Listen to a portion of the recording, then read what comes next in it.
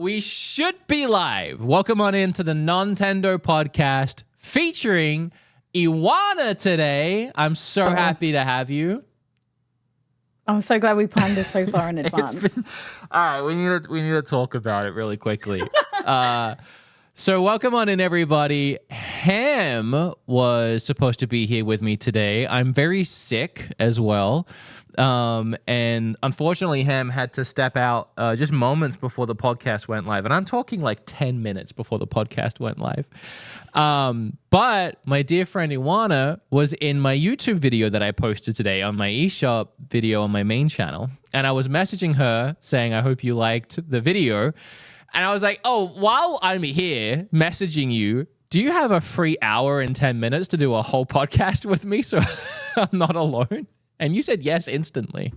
I did. I just so happened that I just got home and had planned to do nothing today. So I'm so thankful. And also I want to say, so many people for months and months have highly requested you as a podcast co-host for the show. And I've wanted you to be a podcast co-host for the show.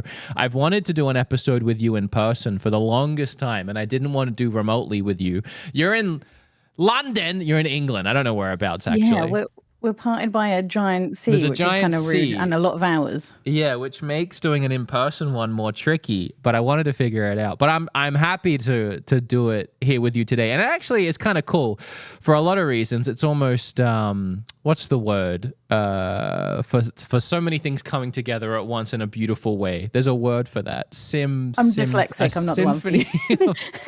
Because you were in my video today on my main channel, beatemups in the eShop video, and you're in England and London, and I just was in London 2 days ago, so we get to talk. Yeah. No, don't be sorry. It was beautiful. Everyone kept saying to me, London is a shit hole. That's what my editor who lives in London told me. That's what everyone told me. And I went there and I spent half a week. I spent 5 days there with Kim, and we hung out with Bob and Hannah in London, which is so funny to say. But it was beautiful. It was so clean. The subways are so clean. I don't know if you haven't been to New York. No, I haven't. That's I heard an you shit hole. Wheelie bins. I heard wheelie bins have just been invented in New York. Wheelie bins? Wheelie bins, like bins you put your plastic bins into, so that they don't rip and go everywhere. I have never heard of that. Because it stuff's like animals getting into it. Like you just mean like invented this? Just bins? Yeah, but like you put them out in your. What were they doing before? What was New York doing before that? I don't know. I just saw an article being like, New York has invented wheelie bins, and then all the Brits were memeing on it.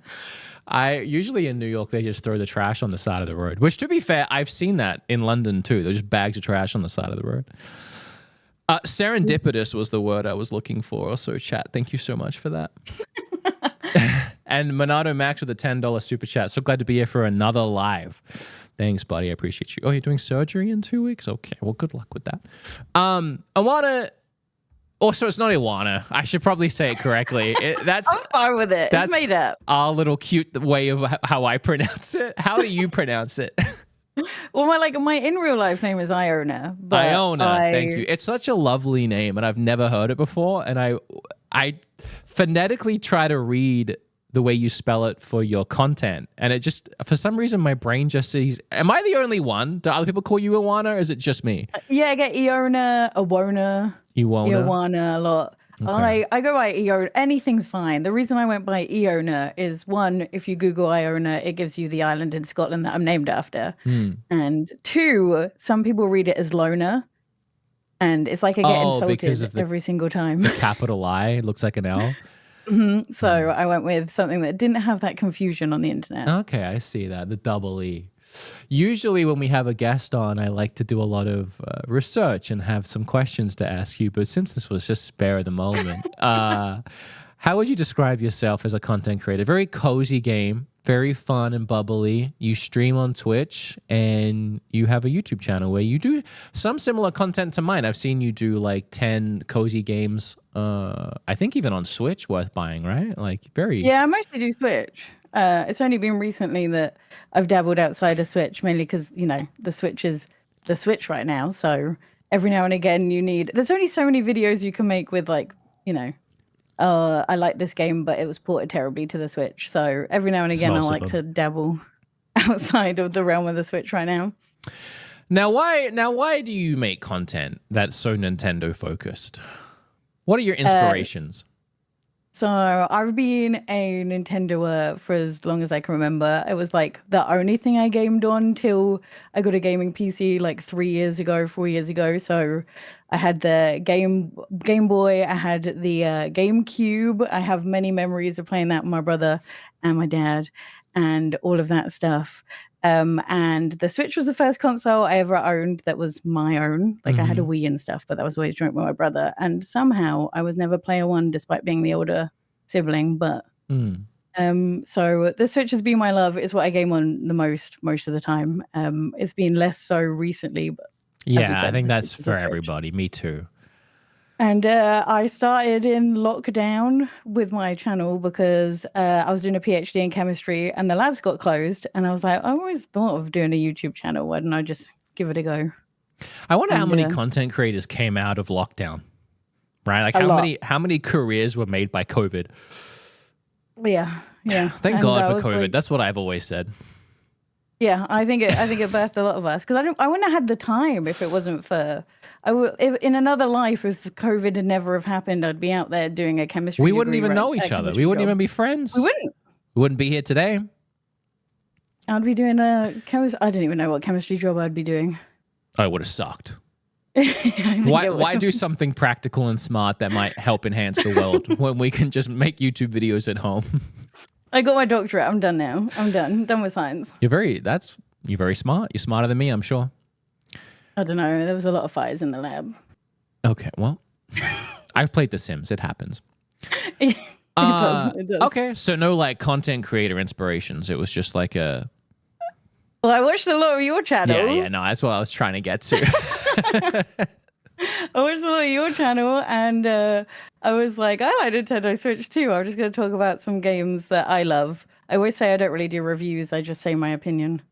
You saw me and you were like, that scientist stuff, too hard. This guy, that's the easy route right there. I could do that. Anyone could do that. I just didn't see, whenever I was like looking up and I was Googling like Nintendo reviews of stuff, either I couldn't find some of the games I was playing or I couldn't find any women. No, there's not enough. Yeah, for sure. There's not. So I was like, I know it's like against YouTube advice to shove your face on a thumbnail when you're a nobody, but I was like, maybe I'll find my people. Why? Is that against YouTuber advice? I don't know. Really? I watched a lot of YouTube videos. To not show your face if you're a nobody? I think it's just... I think it just depends on the creator. I mean, Bob's obviously a friend of the show, and he never puts his face in his thumbnails even today, and he's relatively well known within the community. I think it just depends. You know? Well, you've done great. You've done well. You've done amazing. I love your content. I love the cozy game Renaissance too, that has produced so many awesome creators, but also a lot of women creators, which is just fantastic to see. We've had a few on this channel. We've had Liz. You have. We've had Cozy I love Liz. I met Kennedy not that long ago as well. They're both so lovely, and both had a lot of nice things to say about you too, and both said that you should come on. So thank you so much. It's amazing. You'll also have to help carry the show because I am not feeling great. I am holding on by a thread. I'm sorry. I might have to blow my nose a bunch. My head is killing me. Kim is very sick too. Every time we go on a trip, we get sick. We went to Australia and we came back with COVID, speaking of our favorite little friend. And I don't know what we have this time. I don't feel too bad. I don't feel like COVID bad, but I definitely pushing through to give people a podcast. So I apologize if I'm a little out of it. I'll try and bring the energy. I need it, please. Honestly, we'll see how much you vibe with the direct. even if like you feel like you're outweighing my energy and you're like taking over the show, please give these people something to latch onto, please. It's usually me. I'll just start asking you questions. You could. Honestly, if I could just sit back while you talk, that would be great. Yeah, so we are going to look at the direct. I'm very excited to go through it. I haven't seen it. And that might seem like a lie because I said this as well about something last week or something recently we watched. But I was on the plane on the way home from London while this was streaming, and I tweeted, can people fill me in and give me the dot points? And the dot points were essentially, and I'm just going to ruin it ahead of time, Yakuza, Pizza Tower, full stop.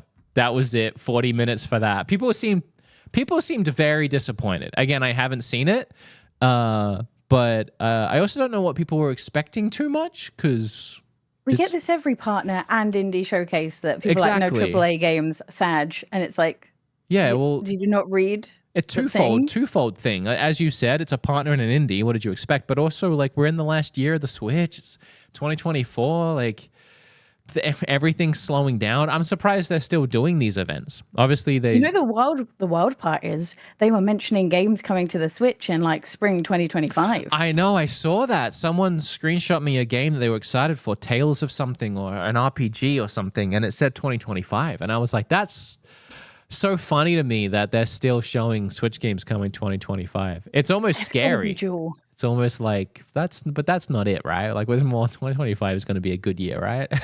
I like to take the optimistic approach of this means it's going to be backwards compatible, so companies don't feel too bad making for the Switch because they know you can play it on the Switch too, so it's not a waste of money. Yeah, either backwards. Well, we have pretty much agreed here on the Nontendo podcast that it's going to be backwards compatible, but either backwards compatible or available on both. Released on both. I'm sure. Hopefully. I feel like most cozy games are going to come out on both until Animal Crossing comes out on the Switch too. And then everyone will buy the Switch too from the cozy gamers. Man, Animal Crossing. It would be so cool to get an Animal Crossing in that first year or second year. I feel like I feel it. I know it's both been a long time and not a long time since the last one. Prospectively for Animal Crossing, I feel like it's not been a long time. But I mean, that was in COVID. That was what, 2019? Well, did you see the Pocket Camp news? No. So they're getting rid of Pocket Camp. The servers are going down very soon, Good. I think. But they've been updating it every month. It's got content that Animal Crossing New Horizons could have only dreamed of. Yeah, Kim always complains about that. But they're bringing out a new version of it that's going to be paid and, as far as I'm aware, without microtransactions. Oh. So wait, a new mobile version? It's very weird. I think it's a new mobile version, but everyone seems to think that this is a sign that a new Animal Crossing is coming. But I don't know. I feel like, because didn't they take the Animal Crossing update people and move them to Splatoon 3? So we're gonna have to wait until Splatoon 3. I don't know anything about this. This is your world. This is your realm. Tell me about it.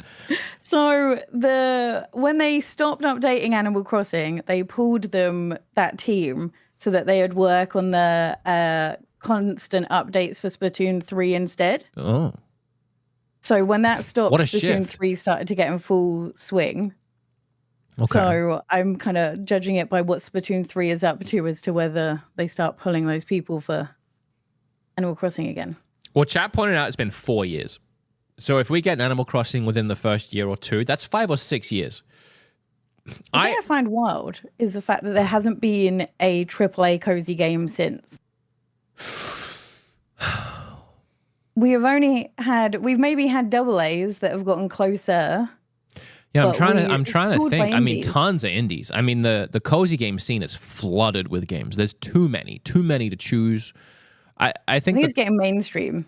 Very mainstream. I think the closest thing I can think to a AAA, and it'd be triple I almost, would be if Haunted Chocolatier ever releases. We haven't even got the update for Stardew on Switch. On Switch, yet. I know. Dude, okay. He tweeted about this yesterday. Really? What did he say? Tell me. He knows it's not ready yet. Oh my God. He's like, it's not ready yet. It's not on any console. It is literally only on PC right now. So for those that don't know, in the Stardew scene, I love that indies do this, and Stardew is a perfect example of just giving us so much free content. But he released this big patch that added a new farm. We talked about it with lists, and a ton of extra content. Just so much extra content. But it's only out on PC, and I know this because when Kim and I went to Australia, we wanted to play it on the plane. We were going to start a new farm on the plane on our Switches. But then we found out it's only on on PC. We just went to London, and I was like, oh, it's been months since then. Now's the time. And then I realized it's still not on Switch. No. God, no. What is taking so long? I don't even understand. It's the same thing. You're just putting it on Switch. And the annoying part is you can't, as far as I'm aware, unless I'm wrong, you can't do local co-op on Steam Deck.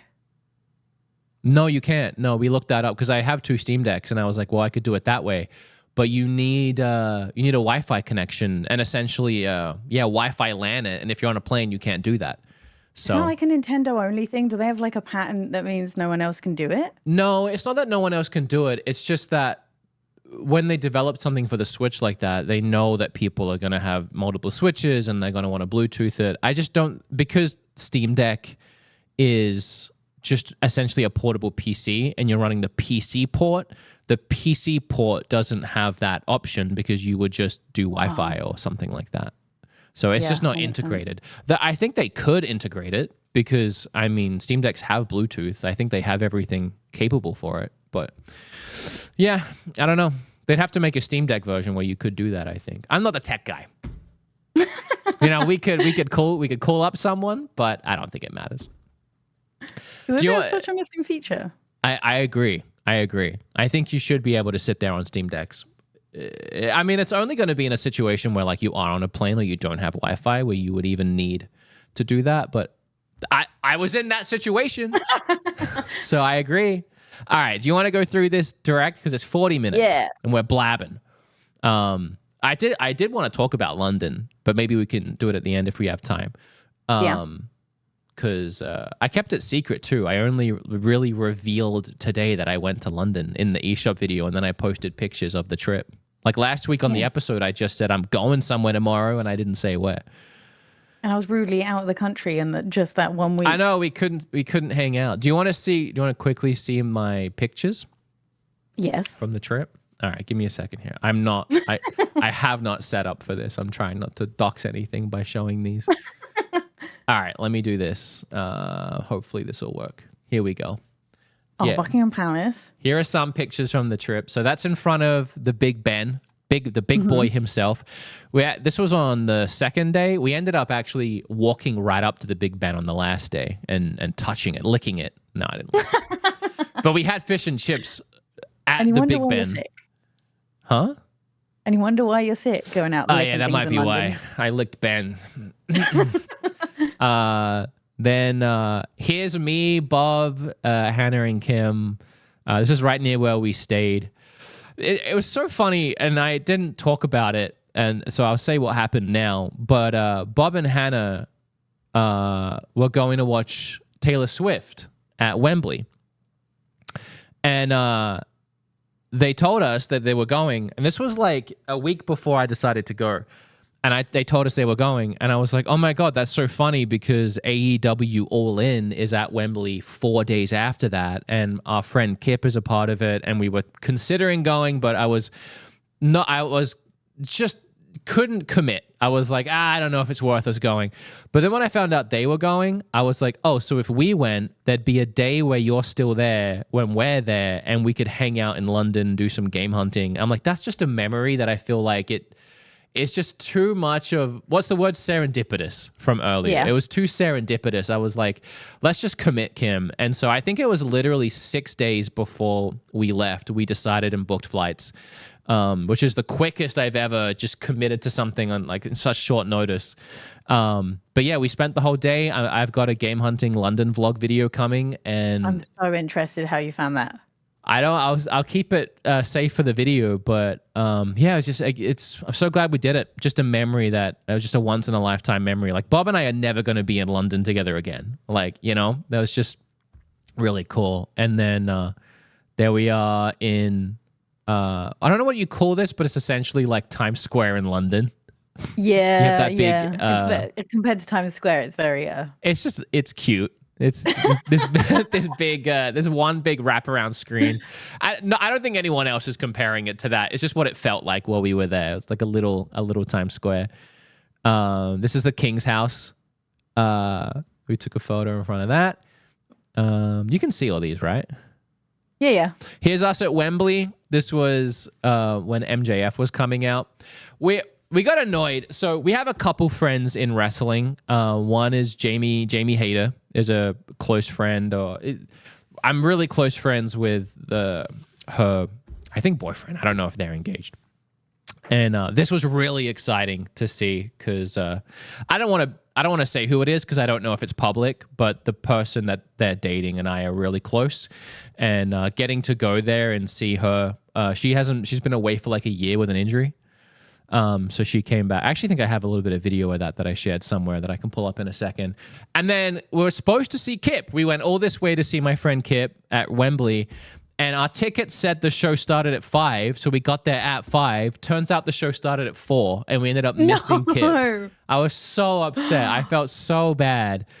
Yeah. Anyway, more of us. I'll see if I can find. I posted a reply somewhere. It doesn't matter. It's fine. How did you find the food?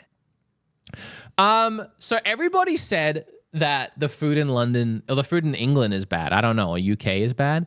I think it's because people go for like British food, but British food is like I'm not multicultural. Sure. I'm not sure what it is, but I mean, we were staying in like the heart of London, and I feel like, of course, the food is going to be great because like you're in a very densely populated city. All the places that make food there are going to be paying a lot to be there. So if they weren't good, they're not going to stay in business. That's kind of the rule of thumb of a lot of these places. But yeah, we're in like a melting pot, right? So like we were like 2-minute walk away from Chinatown, and we got some really awesome ramen. Such good ramen. We also had we went to a hot pot place one night, and I got bibimbap or whatever it's called, and that was really good. But right by the Big Ben, we got fish and chips, and it was, outside of Australia, the best fish and chips I've ever had. So that was awesome.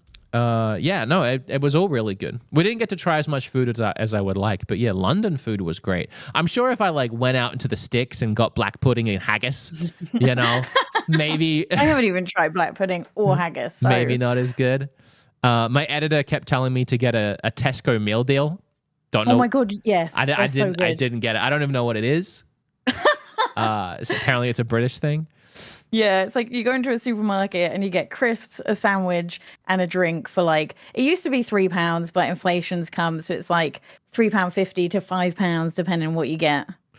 Yeah, I kind of wish we did. We just ran out of time. And also, so I've been on this diet for 10 months of like really strict chicken and rice.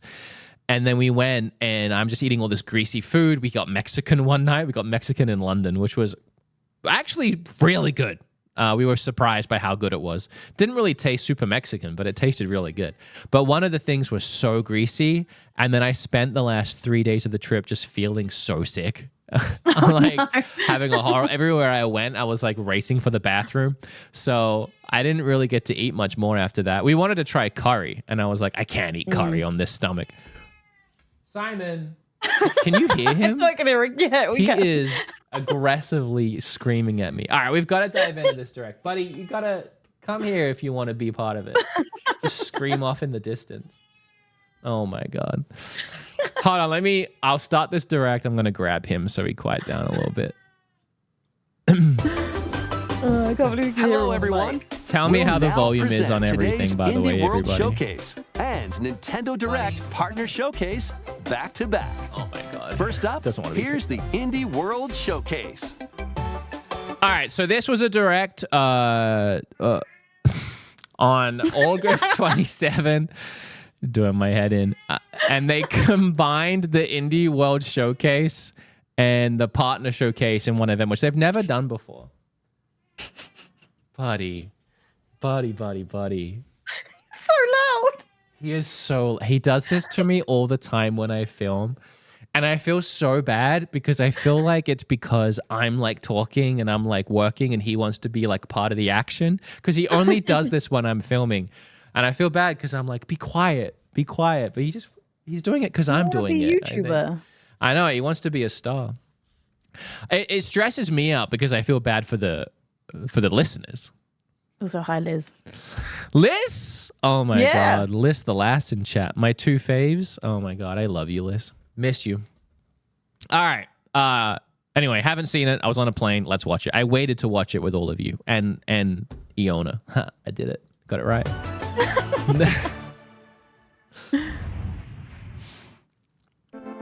We can speed run this too. We don't have to watch the whole thing. Because also audio listeners might hate that. Actually, we put so much work in before this, making sure you could hear it. And I'm now wondering if it would be better if we just didn't even play the audio. I think it might. For audio listeners. You could just skip to each of the games and see what they are. All right. You can read them out loud. Do you want me to turn off the thing then that's making your voice echo for you? Okay. All right. Give me 2 seconds here. Let me cut back here. Everyone's probably going to see this pop up when I do this. Goodbye, everyone. It was nice knowing you. Yeah. Hold on. Let me just turn off your camera for a second. We had to route the audio specifically so Eeowna could hear, and I'm now realizing that probably isn't even a good idea. All right, there we go. Sorry about that, everybody. Mickey Mouse operation over here. What do you mean? We organized this so well. Oh, we're doing so good. I mean, the episode's going well. I'm liking it. How's chat liking it? Just play the audio? No, I'm now remembering every time I play the audio, people get upset, especially the audio listeners. Whoa, wait a second. Oh, yeah, this is wild. This is the wildest start ever. I did not know about this. It gets better, rather. You know what's annoying? I haven't seen it, and I want to hear the audio. But have you played Balatro? Yeah, I actually love it. And I also love Witcher, and Witcher has Gwent, so I'm interested to see what they've done with this. I'm obsessed with Balatro, like to an unhealthy level. Oh my God, this is such a random collab. Witcher 3? There's more. There's my more. God. I really want to, I'm just going to turn up the volume a little bit. I'm sorry, I kind of have to. This is crazy. Did you see anything about Gamescom? No. Did you see the? You went to Gamescom? Yeah, so they do a presentation, like a showcase, with Jeff and everyone in it. And they also do a pre-show showcase. So after this is done, I'll tell you what is also in other games. Oh, please related to this. Dude, doing a collab with Vampire Survivors is so cool and crazy. But Witcher, I feel like Witcher's the big one. If there's something in here bigger than Witcher that Balatro is collabing with, that would be crazy. I'm actually glad I held off on playing Balatro any more than I already did. Because it's so good. It's really so good. If you guys have never played this game, it was an absolute smash indie hit. It's like poker, but oh my God, Dave the Diver. No way. So you can also play Balatro in Dave the Diver when the update comes out. So they've done like a crossover with both of them. So there's like, I don't know where you go in the game to do it, but there's like full Balatro in. You play like the full game? I don't know how much of it there is, but you can definitely play an extent of Balatro in Dave the Diver. I've been seeing this a lot lately with these indie games collabing, and it's so freaking cool. Dave the Diver actually is a good example. They collabed with Dredge, and they collabed with like Godzilla, but just in general, collabing with other indie games. It's so unique. And now it looks like Among Us as well. Dude, what the hell? It's such a strength of indie games that I'm so glad they finally realized. Because they're all so lovely and so friendly when they go to cons together and stuff, that it makes sense that they're now all merging more than just talking to each other. Also, Balatro in general came out of nowhere. This guy, I think it's a one-man team, just one guy made that game. To already have all these collabs lined up is sick. Like, I can't even imagine what that was like for him. Like, did he organize this? Did he get, like, propositioned? Like, I don't even know how this would have happened so quickly for him. I literally only bought Balatro because I saw it for, like, a third week on #1 spot on, like, their eShop, like, online-only game. I mean, it was like in one of my eShop videos. Maybe that's where you saw it? That is also where I saw it. So I was like, I'm finally going to give it a go and see why everyone is playing this. And one of my mods texted me and was like, it makes your brain happy. Try it. It is so much fun. And it's really not that expensive. How much is it? Like $20? Yeah. So these collabs, are they just themed cards? Or do the I mean, they're all Jokers. So I think so. So I don't know whether you can get themed decks and then also... yeah, it's for free. It's already available too. It's free and it's out today. Wow. It's a good shadow drop. That is so cool. What a good start. Why do people not like this direct? Unpopular opinion, I think the indie part is much better than the partner showcase. Really? Yeah. Why is that unpopular? I mean, so far I agree, but all I've seen is this. I I don't know. I always feel like the directs I like, no one else likes, but I also feel like that's because they're directed to like the casual, cozy. If there's something cozy, then Twitter hates it. Cozy or RPG or anime, I've noticed. Yeah. I also saw people complaining that they smashed the indie world and the normal direct together, and they were like, why not just let them shine separately? I think it was a fantastic idea. Where did I go? What happened to me? Oh, no. I've never had that happen. Oh, it just came back on its own. I don't know what just happened. My camera just died. My podcast now. Yeah, please, if it happens again, just take it. I'll go lie down. What was I even saying? Oh, I think it's a great idea because it both a partner showcase and an indie showcase are both weaker than a regular anyway. So smashing them together and having them help each other out is such a great idea, I think. I don't know why that would ever be a bad idea. Can you guess what most of chat was the entire time these showcases were on? Oh, I'm probably guessing clown emojis, L's, and spamming Z's. You forgot the Silk song. Oh, the Silk song. Right. Yeah, of course. Of course. They put out, when they tweeted that they were doing this, they said there'll be no mention of the Nintendo Switch successor. And then all the replies to that were, what about Silk Song? And I honestly feel like at this point, if they're going to do disclaimers, they need to do both. They have to do, there'll be no mention of a Switch 2 or Silk Song. Otherwise, people are just going to be disappointed. This one I'm so excited for. I wish Silk Song would say something about the development. It's been a while, hasn't it? Mm-hmm. Will we get Silk Song first or Genshin for the Switch? Or GTA 6? Yeah. I used to say Metroid Prime 4, but I was going to say they're Metroid Prime 4ing it. It seems like they just want to go silent and then randomly drop a trailer and be like, it's here, we finished it or something. Have you played Grizz? Riz? The Rizzler? Yeah. Grizz. No, I've never heard of it. Why? Oh, then this next one might not be so exciting for you. Oh, Grizz. Yes. Grizz. I never know how to say it because I feel like if I don't know. I thought you said Grizz, like Riz, like the kids say these days when they're rizzing someone up. Well, you were trying to grizz me right now. Slang. Sorry, just blowing my boogers. Let me hit play on this. If you do like Grizz, then you like this. Is this one. Grizz content or is it a new game? No, they're working on a new game. It's called Never. And it's got combat in though. So it's a bit different from Grizz. I've seen this. They've revealed this already, no? Yeah. Yeah. This is the release date trailer. From the creators of Grizz. I'm going to turn the sound up just a little bit. I'm sorry. Sorry. So good. The music in this is so good. Yeah. Well, Grizz was all about the music. Beautiful. I actually played that for the first time on Apple Arcade rather than the Switch. Stunning. Yeah, there are a lot of great Apple Arcade games. There are a lot of great Apple Arcade games that come to Switch and people think that they're on Switch first and they're like, this is awesome. And I think those same people would, if they knew it was on Apple Arcade and only Apple Arcade, they'd be like, I hate mobile games. Hello Kitty's coming and I'm excited because Hello Kitty, it's such a slap of a game. Island Adventure. Now, it has a Snakes on the Plane reference in like the first 2 minutes. You might know this. You might know the answer to this. Did the Hello Kitty Island Adventure joke on South Park originate before or after the game? I don't know. But do you know about it? No. Give me a second. But now I got to show you this. Oh, you're not going to be able to hear it though. Send me the clip and I'll watch it on my end. Oh yeah, okay, yeah, I'll do that. I'll send you the clip and then I'll play it for chat. Hello Kitty Island Adventure South Park. I can't believe you don't know about this. So this, chat, do you know when this episode was? Well, Liz is saying South Park was before. I'm gonna have to. This is such a Mickey Mouse. I'm gonna have to turn your camera off for a second. Hold on. Just so I can open your chat to send you that. All right, you open that and then I'll play it here.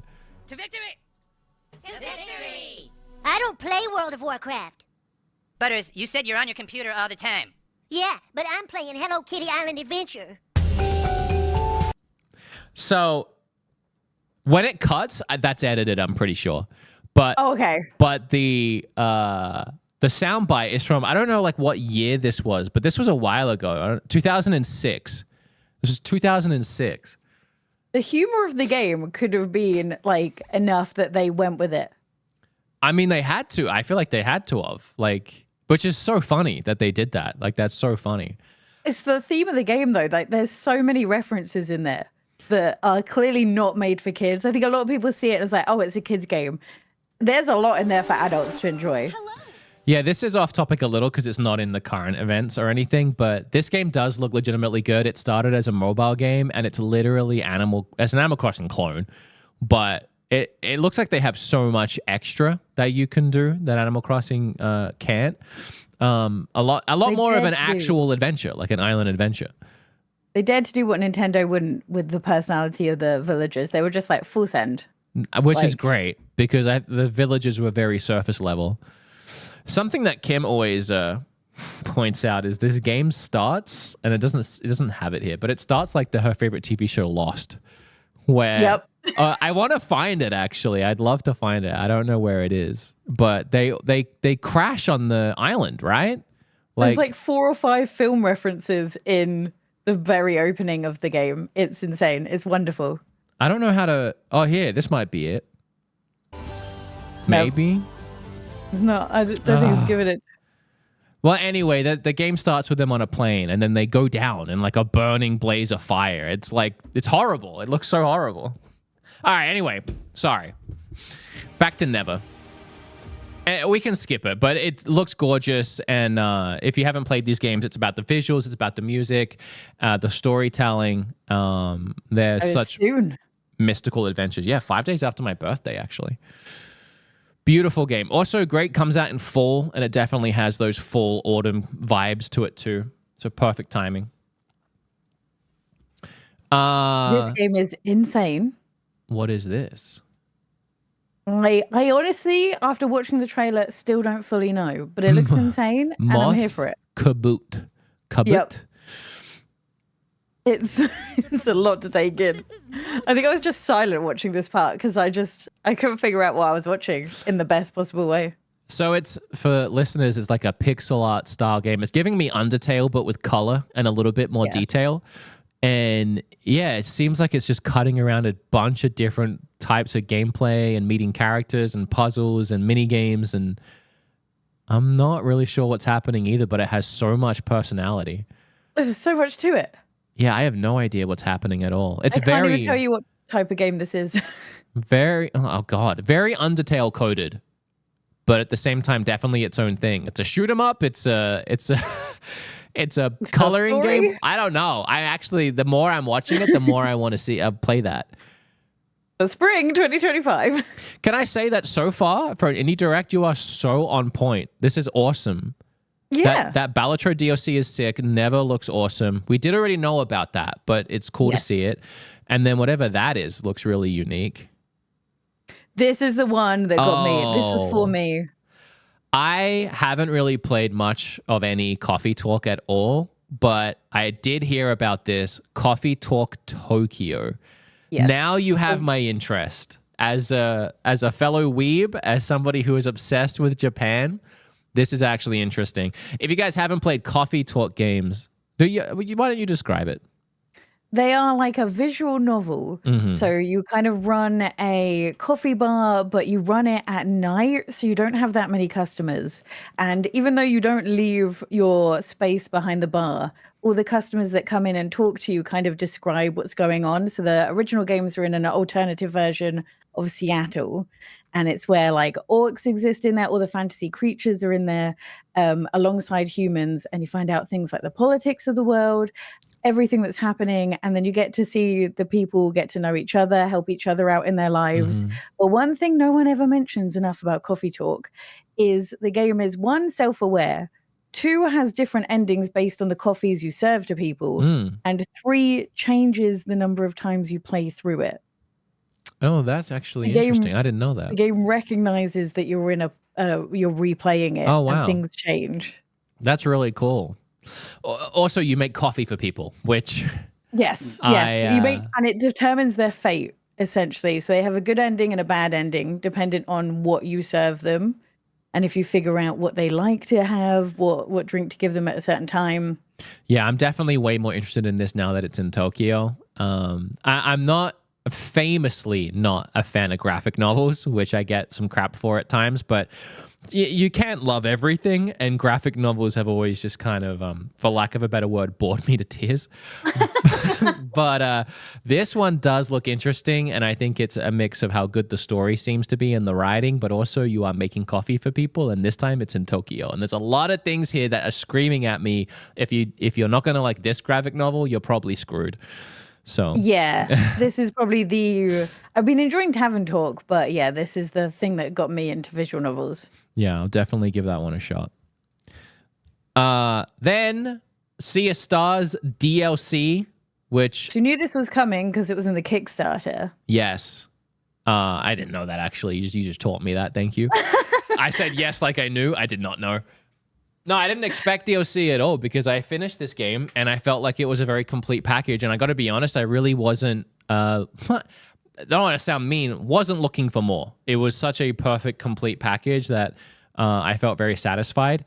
I'm not even that keen to dive back in, but I am liking what I'm seeing. And yeah, there's a new character that you can play as. I don't know. I can't remember how much there is in terms of story content, but there must be something because they're showing it. The design of everything in the world's really cool, really creepy. It's actually giving like, I don't know. I'm pretty sure it's free. It's kind of giving One Piece vibes for some reason. I'm not sure why. Kind of One Piece. I might be wrong about it being free, but I think it's free. No, I heard it was free as well. I'm sure chat will let us know if we're wrong. Oh, get out of my swamp. Yeah, this is insane. They added paid Shrek content to Power Wash Simulator. Also, the washer is like a sword. That's really cool. So something someone pointed out to me is they couldn't cover it in mud this time because Shrek loves mud. Oh. So instead they had to cover it in glitter. That's actually really cute.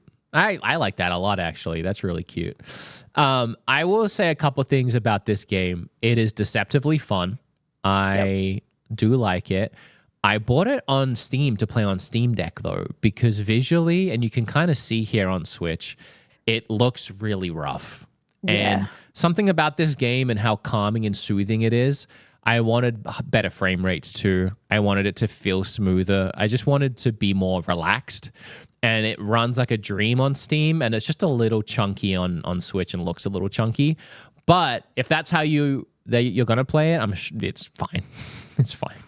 I like it a lot. I don't know if I'm playing it wrong, but I always find cleaning things takes way too long. I think it's meant to take a while. But that's like the whole content. But like one level will take like 2 hours to clean everything. Yeah, I guess if you bought like just the base game though, there aren't that many, so they need to like it's just pad it out a little. Sometimes I'm cleaning like a house or something, and I feel like, all right, I've pretty much cleaned this thing. Like this is good. The thing enough. I'm interested to know is it quicker or slower than actually power washing something? It was definitely quicker. I feel. I've never power washed ever. I mean, as far as power washing like a full swamp, like I imagine that would take days. Yeah, true. Someone in chat said watching Wood pick his nose and scratch his beard is starting to grow on me. All right. For one, I'm sick. That's really mean. For two, trust me, I am not picking my nose because it is a water park up there. It is all wet. There's nothing to pick. So if you see me doing anything with my nose, it's scratching it because I'm sick and it's itchy.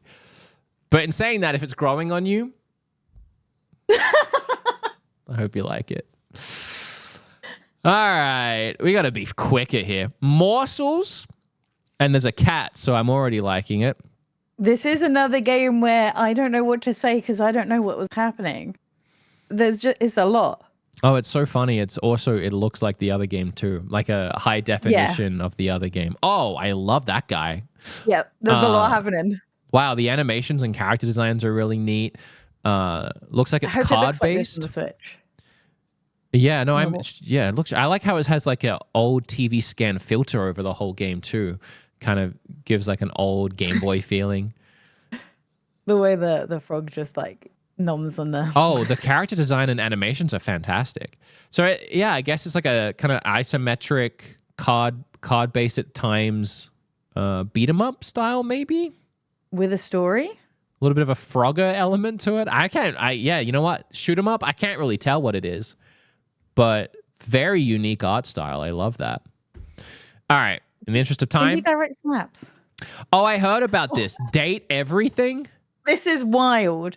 This is absolutely bonkers. Hold and I'm on. kind of here for it. I think I have to hear this one. And even Yeah. turn into Wait until you see interests one of the and characters. date Wait, so things turn into people? For this next game. Yeah. That's right. Things are Household people. Everything is a objects, person. appliances, and Everything. Household objects and Turn into appliances eligible love turn interests into and eligible date love everything. interests. A game in which you can Everything. date pretty much everything. You could date your toilet. With 100 dateable my characters, God. there are Look, plenty Henry the of Hoover. unconventional partners. What's he sucking? That's what I want to know. I want to know what rating this game is. Fall madly in love with Fabrizio What? the cat. Dating your pantry. Yep. This is out of There's more- control. It's going to get even Become more besties with wild Shelley in a the second. Shelf. Shelley the She's Shelf. ripped. Or cunt. What is that? Existential dread.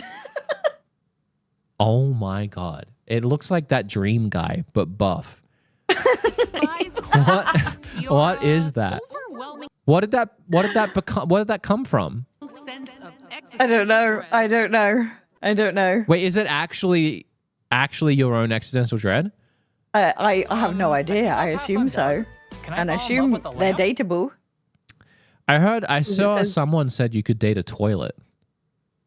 I think that's some. I don't know if there actually is a toilet. I assume there is. I like the fact you can date the chat box though. That's funny. That's very clever, actually. I'll say that other than the premise, it looks like it's just a graphic novel with a lot of like looking at character models and just doing chat boxes, which does not Yeah. interest me at all in the slightest.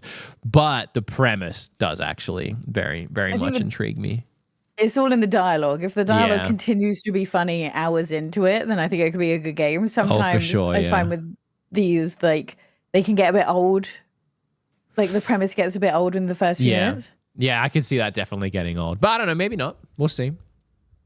Reminds me of that other boyfriend dungeon or something game I played a bit of that, yeah. where the main guy looked like me. And you could date your weapons. Was that the one? Yeah. Uh-huh. I'm still not convinced they didn't use me as a character reference for that. Like, they made it way hotter than me and they gave him abs and he just looked better than me. But he had my ear gauges, he had my hair and beard, and I actually found a photo of me online when you Google me that is like the perfect reference photo for the main art.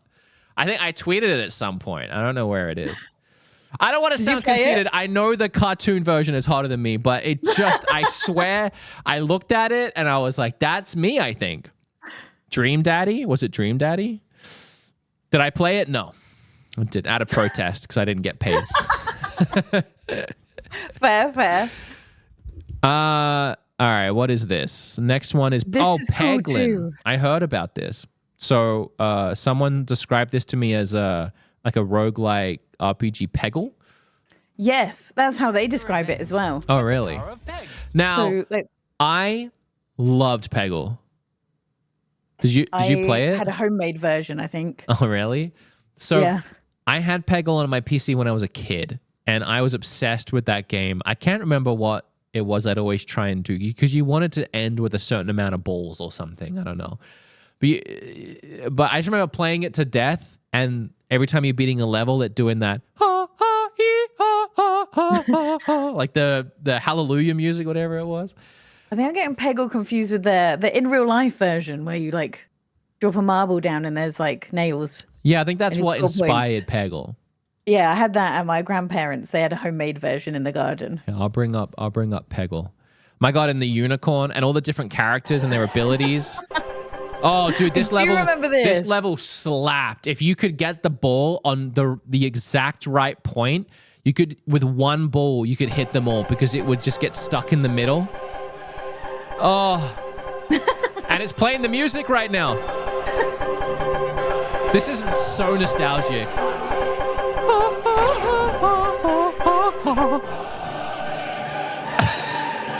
Look at it go. Oh, God. Can they not just port this? This is one of the ports that we need. I think Peggle is on Switch, actually. Oh, really? I'm pretty sure it is. Might have to do it. So this is that. In this roguelike Pachinko. Oh my god, that level Yeah. right there is actually a Peggle level. I remember that level. I'm not even playing. The spider web. RPG, And then you use it to like battle, I assume. I think it all translates to Oh. battle Ugh. mechanics. The more pegs you hit, the more damage. I've heard you it's really blow. like Deal that. to People your have said that it's quite addictive. It's one of those games which doesn't look like, you know, like is you this can a- easily undermine it, and you play it, and then you're like, oh, hold on, I'm hooked. Oh yeah, So- no, that's Peggle. I mean, so I'm not surprised. Is this already out somewhere? On Steam, yeah. So this is Okay. just it coming to the Switch. Or... Actually, my YouTube manager messaged me today and asked me if I've played it yet. So it might be on Switch. No, is it on Switch already? Yeah, it came out. It was a shadow drop. Oh my god. Well, okay, I might have to check that out today. Then available later today. I love when they do that. This event's been great so far. This indie Yeah. world. Why are people so mean? Yeah. This is awesome.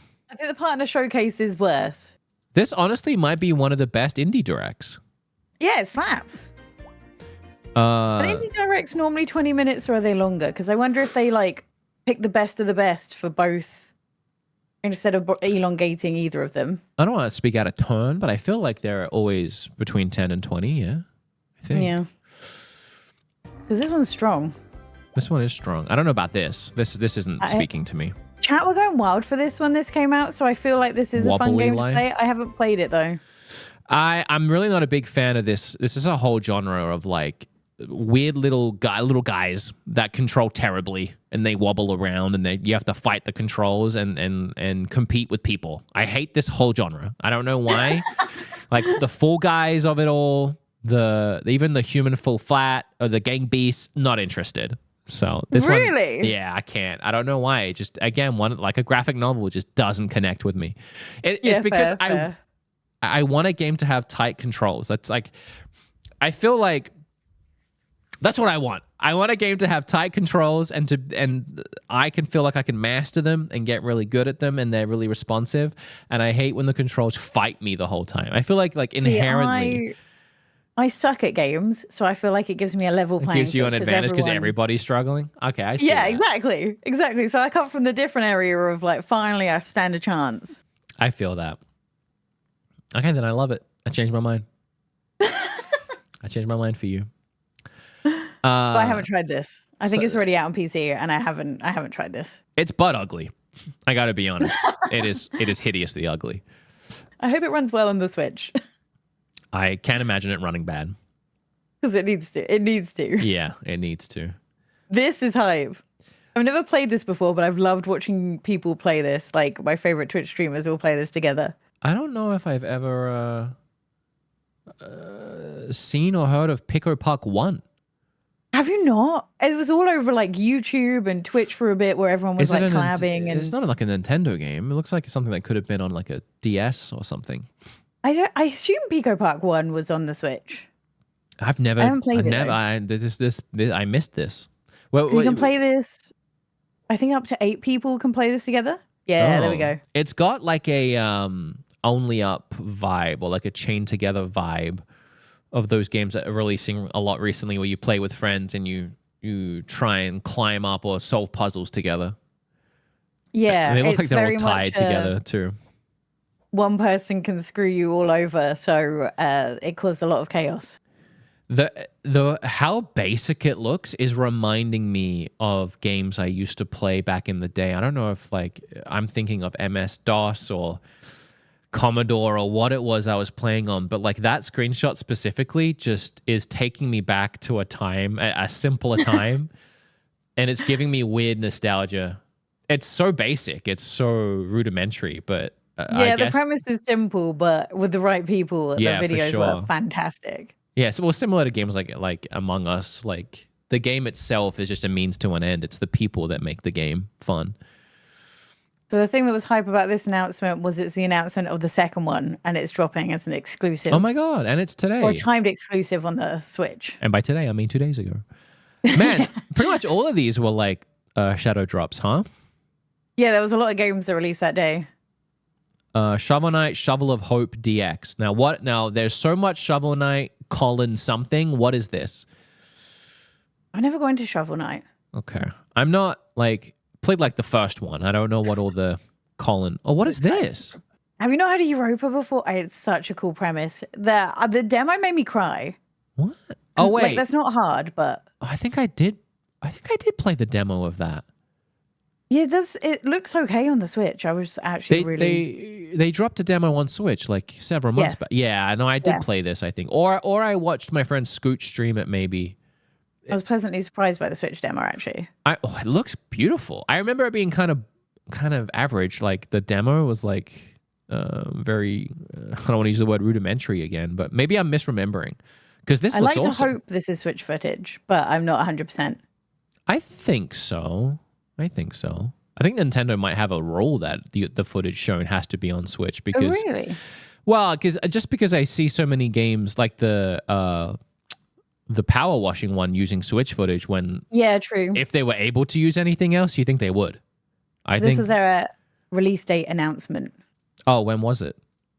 I think is it another October one? January 28th. No, wait, this is this new game.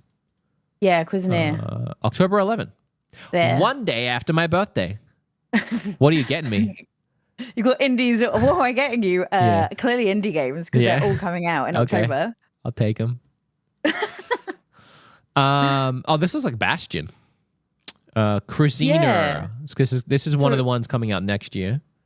It's a mix between being a dungeon crawler, but you also manage a cafe or a restaurant. Oh, and I am listening to you, but it started playing the sexy one. Hold on, let me go back. What? I remember that game. I remember that game from another direct, and chat was going crazy because it's all furries with like big badonkadonks, and like all the gameplay that they capture is always from like the third person down low behind, looking right at the butt. Like you'll see what I mean in a second. This game looks interesting. This Cruisina one, I'm actually interested in that. But who cares about that? Let's see it now. Tell me that some of these shots aren't on purpose. Yeah. Some of them are not entirely necessary. I mean, this is a really quick look. It only happened once, to be fair. But there's a lot of thick characters in that game. No, I played the demo. It's interesting. Of the sexy one? Yes. Yeah. The mechanics for figuring things out are really unique and really cool, actually. It kind of uses cards for you to piece together the mystery that you're dealing with, which is pretty cool. But yeah, some of the shots are sus. You're the perfect guest today. You have so much input on some of these. Thank you. Thank you for helping. Usually when I end up having to do like these direct walkthroughs with a guest, I'm having to like explain every little thing to them, or I see them looking at me with a blank stare. And they're just like, all right, cool. No, I try and keep up as best as I can. I can see that. You're awesome. Thank you so much. All right, Metal Slug Tactics. I mean, this is Metal Slug, but a tactics game. I hope it's good. I'm honestly not too interested in playing a tactics game in the Metal Slug universe, but one thing I've always appreciated from Metal Slug is the awesome pixel art, and it looks like they've done that. Oh, this one looks really cool. I've been so excited for this. The Plucky Squire. It's a storybook game you play on pages of the storybook, but you can bust out from your 2D character into a 3D character. The puzzles are going to be so cool. I'm so excited. Not that it's anything, but I actually have always had an idea for a video game, and it was this. It was very similar to this. Not quite this. Mine was very like, I had this idea of doing exactly this, but like segmented like puzzle pieces, and as you played, you had to connect pieces together to get across the world a bit more. This is a different approach to the idea I had, but just the fact that I'm seeing a game similar to a game I wanted to make because I wanted to play it is very exciting, because now I can just play this. I don't have to make it myself. not that was ever going to happen, but yeah, no, really cool. My idea and what might have also inspired this idea both came from Link Between Worlds and the concept of a 3D game where you would go into the 2D. This is a 2D where you go into the 3D. I played that on was it 3DS? I think it was a remake on the 3DS, wasn't it? Link Between Worlds? Was it a remake? It was 3DS, but it was a sequel to that was it. Link to the Past, which I loved it. If I can remember the story, I think they were making a remake for Link to the Past, and then eventually they were like, let's just make this its own thing and make a sequel. I think that was the story. I should really know. Oh, and then the one more thing in the indie direct was Pizza Tower. See, this doesn't have any meaning to me. Really? But people are going wild over it. My friend Bob loves this game. It's very he likes to like speed run Mario and like the original Marios and stuff like that. And this has very similar vibes of you are going essentially left to right, not always, but it's a left to right side scroller. And you want to do it as quick as you can, but there's such cool animations. It's like an old like 90s cartoon, really fast paced, and also has like Meat Boy inspirations. Super Meat Boy. Yeah, very cool. And it's one that is perfect for Switch that has been completely absent from Switch for the last like year. And it looks like, because I'm skipping ahead a little bit, it's already available later today. It's already on Switch. So many games. Yeah. Now let me ask you this. How much time do you have? Because we're at an hour for you. I just have to go bring my doorbell in, but my shopping doesn't even get here till gone 10, so we're good. Do you have time for this next half? Yes. Oh my God, I love you. Thank you so much. I also don't think that we're going to take nearly as long on this part. You know what? You might be right. We'll try and be quick anyway. But all right, so now we're heading in to the partner showcase, which this was slower for me. This felt slower. Well, that's funny because it's the same speed. It's the same. It's also 20 minutes, just like the first half. So the first part is Tetris. Yep.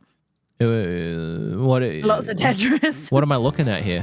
It's the 40th anniversary of Tetris, I believe. So they're bringing out a lot of Tetris. A lot of Tetris. You can play the online mode where it will keep on switching between types of Tetrises. Okay. Now, along with all the old ones being available, and a documentary of the history of Tetris as well. Cool. I mean, that was a long part of it. I like Tetris as much as the next guy. I like the music more than the game, I think. Bing, bing, bing, bing, bing, bing, bang, bing, so bing, good. boom, bing, bing, bang. I know. This next one I saw actually as I was waking up this morning. I saw the trailer for this on YouTube and I watched it because it looked like Outer Worlds from the screen grab. This looks so good. Yeah, no, I actually think it looks really interesting. It's got a lot of personality. It's playing like some kind of rock music. It's a mesh of different genres as well. Like I like the way you sightsee or find new places is driving yourself around on a like a hoverboard type thing. Yeah. Everyone in my chat was saying Treasure Planet vibes. Yeah, I'm kind of getting. Oh God, what is that game? Saber. I'm getting Saber vibes from this. I'm getting Outer World vibes a little in the visuals. It looks interesting because there's puzzles and everything in this. I'm getting Breath of the Wild. I'm getting Battle for Starlink, Battle for Atlas in the visuals. I'm getting a lot of things. Definitely unique. Also getting Hi-Fi Rush just because of like the guitar and the hack and slash of it all. Yeah, very interesting. Definitely looking forward to that. I can't remember when that one comes out or if it even had a release date. I feel like every direct ever has a Goat Simulator. Yeah. I don't know what the deal is with that, but we have Goat Simulator 3. Goat Sim to what was announced at the Gamescom presentation thing, because that was like a remaster of the original. Okay. So that's what I thought this was, and it wasn't. It was. Goat Simulator is fun. I just feel like there's a lot of it. There's always in one, you know. All right, you take these next parts while I blow my nose. What are we looking at here? This was the one I saw that was 2025. Yeah, there's another one coming up that's 2025 as well. Is this JRPG? I don't even know. But it looks to be... Oh, that was gone already. Now we're on Star Wars Hunters. Oh my God, that was so quick. I'm sorry. This game's already out. Yeah, we didn't really get to know what on earth this was, really. They were like, here's a game. It's gone. I do think this is a game in a series of games. Legend of Heroes. Yeah. Trails in the Sky, the first. What There's a name. Going to be a theme to this. Very Genshin looking. I think people were excited for this. If it looks like this on the Switch, though, I can see why. Because it's giving me Xenoblade-ish vibes as well. I'm out. And I'm sorry to bring up Xenoblade. No. Okay, I'm a Xenoblade lover. I'm sorry. And thank you, Eeowna, for hanging out today. We'll be finished. No, I'm kidding. I love Xenoblade. I do too. It's one of my favorite games on the Switch. I like to meme on it. I do too. Now, how do you feel about the second one?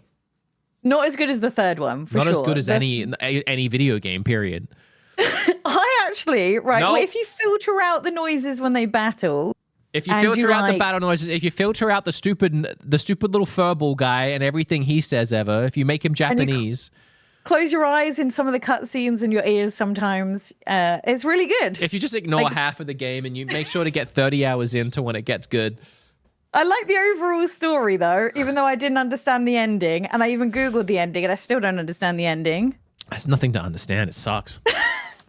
But 3, I have never cried so much in my life as I did finishing. I mean, the last, 4 or 5 hours of Xenoblade Chronicles 3, Yeah. I was just ugly crying the whole way through. I'm goofing a little on Xenoblade 2. I don't like it, but I'm being over dramatic. But the first one and the third one are awesome. And I agree. I'm just The the third first one, one. the third one did a great job at being very convoluted, but then all making sense by the end. Yes. And same with the first one too. The first one wasn't too convoluted, but everything making sense at the end both those games. The way that they reveal things at the end is like, oh my god, what a revelation! And the third one was awesome. I use Xenoblade Chronicles 3 as an example as to why I don't like Final Fantasy 16. Oh, Because- interesting. Yeah, Final Fantasy. Well, tell me. So Final Fantasy 16, first ever Final Fantasy game. I picked a rough way to First start. ever? 'Cause First ever. Because Oh, everyone was that like, if you like sucks. Xenoblade, It's play not. Final It's not Fantasy. even a Final Fantasy game. Not really. So in Xenoblade, the thing I like is you have a 40-minute boss battle, but you are rewarded with good chunks of story that often tell you something that makes you want to go find the next chunk of story. And 16 did not do that at any point. The 16. I don't know what image you have of Final Fantasy now because you started with that one, but 16 is unlike every other Final Fantasy. It took a complete deviation from the series, and it was also produced by the same creator who makes the MMO, the 14.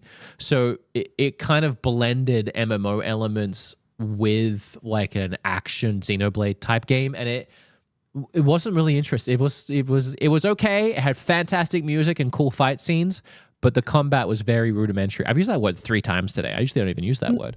The story was I don't know. They made it last so long. It could have been over in 2 hours. It lasted forever. I enjoyed it. I think it's a fun 7 out of 10, but it's not like a Final Fantasy game. If you want a Final Fantasy game, you should try playing Rebirth because that was really good. Or when was the I've told last? 10 is a good one to go for. Yeah, 10's really good. Obviously 7, the original 7. I think 9 is my favorite. I'm doing remake of 7 right now. I'm doing remake of 7. The 7 remake. Yeah, that's the one I said. Yeah. I would start on 7 remake because it's so good. Yeah. I'm trying. 10 hours into that. Chat. What was the last good core Final Fantasy? And don't say 16. I haven't even finished 16 yet. Which one? Maybe 12. I think probably 10. Honestly, 10 and 10 too. Anyway, let's get back on track here. You got shopping coming. At 10 p.m. Yeah. At 10 p.m. I also have shopping coming. Did you Amazon it? No, we have the supermarkets here do it. Oh, yes, so do we. But we have Amazon, so it's just easier to do Amazon. We didn't want to go to the store because we're both sick. I was on my last loo roll, so it was a desperation shop. I needed it. I'm not a real adult yet. I can't keep track of all my house. That's funny. We just got home from being away, and we had fried biscuits. You know fried biscuits? Good friend of me, good friend of the show. He watched our house, and we were out of everything. We were out of garbage bags. We were out of paper towels. We were out of toilet paper. I was like, okay, I guess I got to buy all this stuff. All right, Star Wars Hunters Season 3. I played Star Wars Hunters. I don't know if you know what it is, but it's... I don't even like Star Wars, really. Sorry to the... You know what? That's a guttural reaction I always have when someone says that. I don't blame you at this point because there is more... I love Rogue One. Thank you. There's more bad Star Wars than good Star Wars. So Yeah. I don't even blame you. Rogue One's awesome. Have you seen the original trilogy? Like the very first trilogy? I love it. 3's really good, actually. From like the 70s and 80s? No, the remake 3. And then the original, not the remake, Sorry. as in the third chronologically. What do you mean remake 3? You mean... Not remake. I mean, I don't know. You mean the Star one with Wars Rey? lingo. The one with Rey and... No.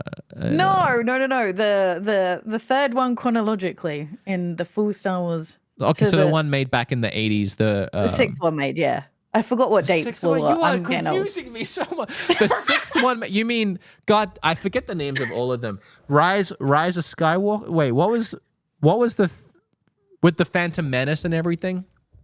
Can we do spoilers? Is that acceptable for Star Wars? Yeah, who cares? Oh, when Padme dies. Oh my God, why'd you that spoiler of all of them? You couldn't have said the one where he becomes Darth Vader. Oh yeah, I guess that too. I don't know. I'm not a Star Wars girly. So episode 3 that came out in the 90s. Yes. Okay. That one's good. What's that one called, chat? Revenge of the Sith. Thank you. God, I couldn't. I was trying to think of all of their names, and like every single one just escaped my brain. Episode 1 and 2, trash. So Phantom Menace and Attack of the Clones. Do you think those are both trash? And then 4, 5, and 6, decent. 4, 5, and 6. Okay, so the original 71s. Okay. Yeah, they're better than. And what 1 about and 7, 2, 8, 9? Sure. I like them more than 1 and 2. Okay. But when Leia starts flying, I was like, I'm out. Okay. What is this? Okay. No, you're not far off anything.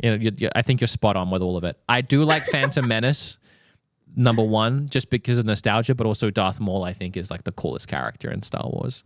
I think it's some really cool fight scenes. Other than that, I don't disagree. That movie was trash. 2 was terrible, and the one you like is good. The third one is good. I get roasted for my Star Wars opinions, so I'm used to it. Chat does not let me have it. The fact that you called the original trilogy decent did upset me to my core.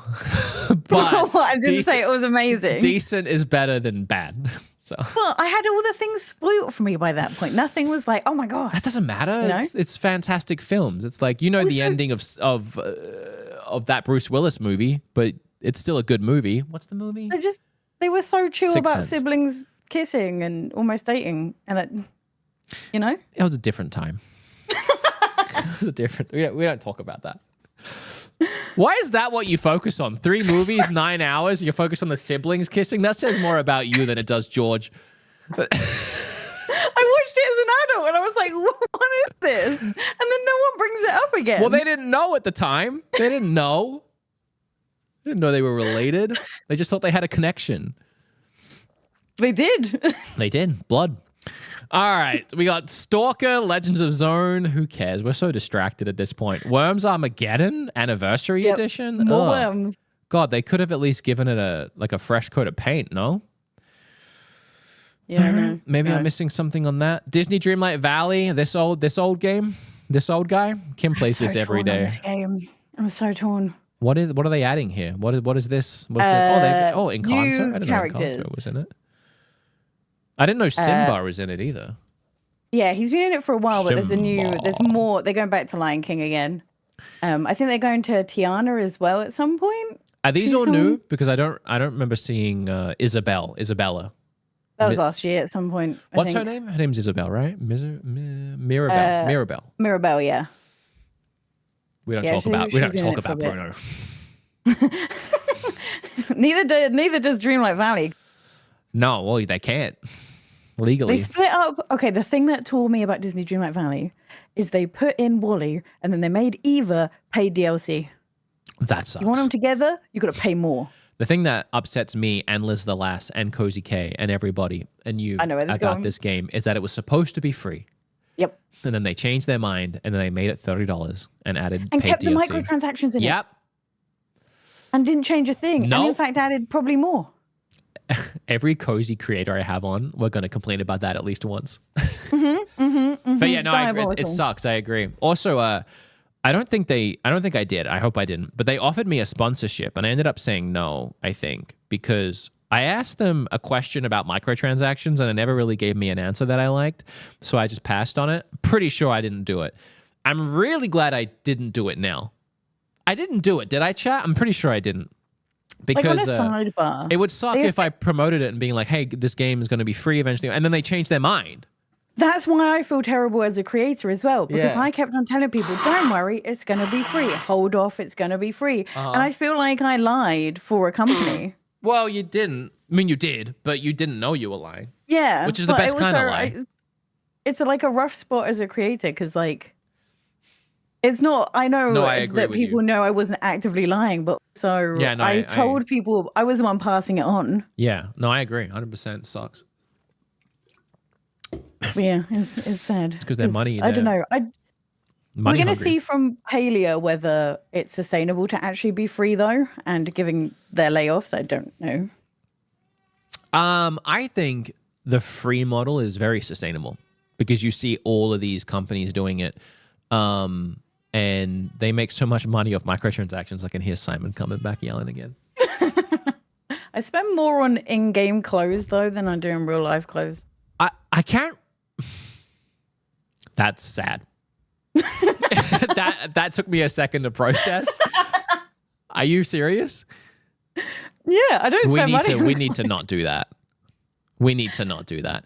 Can I say as well, microtransactions, they've got me very few times, but I play Marvel Snap legitimately. I'm not lying. When I did a sponsor recently, but I legitimately have been addicted for a while, and I'm constantly putting in $5 here, $5 there for things.